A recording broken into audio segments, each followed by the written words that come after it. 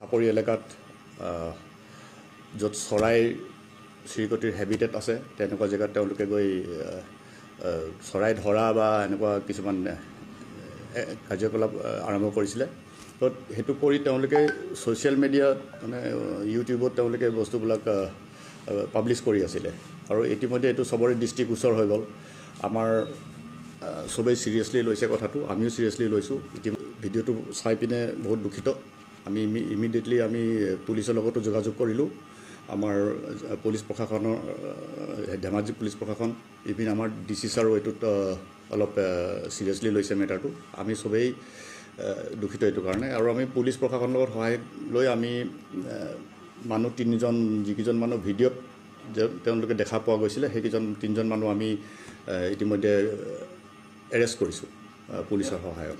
আমি দেখা পাইছোঁ ধৰক তেওঁলোকে নাও লৈ গৈছে, নাও লৈ গৈ এনেকুৱা যিবিলাক বিচৰণ ভূমি ধৰক য'ত তেওঁলোকে কণী পাৰে পোৱালি উমনি দিয়ে তেনেকুৱা জেগাবিলাকৰ পৰা তেওঁলোকে কণীবিলাক ডিষ্টাৰ্ব কৰিছে, কণীবিলাক উঠাই আনিছে। তেওঁলোকে চৰাই যিসকল চৰাই তাতে হয়তো কণী পাৰি আছে তেওঁ সেইবিলাক কেটেপা দি মাৰিছে, মাৰি পিনে তেওঁলোকে মানে দৃশ্যটো বৰ ঠিক নহয়, আমি মানে ডিছক্ৰাইব কৰিব নোৱাৰোঁ। তো আমি এতিয়া একৰ্ডিংলি আমি আনিলোঁ সিহঁতক। আমি এতিয়া আমাৰ ৱাইল্ড লাইফ প্ৰটেকশ্যন এক্টৰ বিভিন্ন ধাৰাত আমি তেওঁলোকক একশ্যন লৈ আছোঁ। এইটো জোনাই এৰিয়া হয়, এইটো জোনাই চিমেণ্ট চাপৰি থানাৰ আণ্ডাৰত পৰিছে আৰু বস্তুটো কিবা হস্তিনাপুৰ বুলি এখন গাঁও আছে আৰু কৰ্দৈগুৰি, এই দুখন গাঁৱৰ নামটো আমি ইতিমধ্যে পাইছোঁ।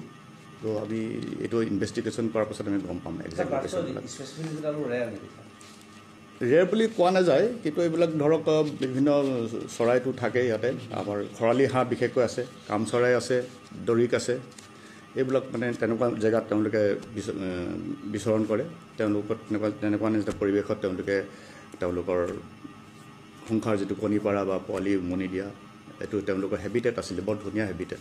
তো তাত FIR ৰুজু কৰা হৈছিলে, কিন্তু যিহেতু এইটো ৱাইল্ড লাইফ প্ৰটেকশ্যন এক্টৰ আণ্ডাৰত পৰিছে গতিকে এইটো আমি নিজে হেণ্ডলিং কৰিম।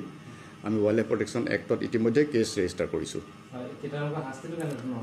শাস্তিটো কনভিক্ট হ'লে মানে 3 বছৰৰ পৰা 7 বছৰলৈকে তেওঁলোকৰ থাকে, কনভিকশ্যন থাকে, জেল কাৰোবাক কৰিবলগীয়া হ'ব পাৰে।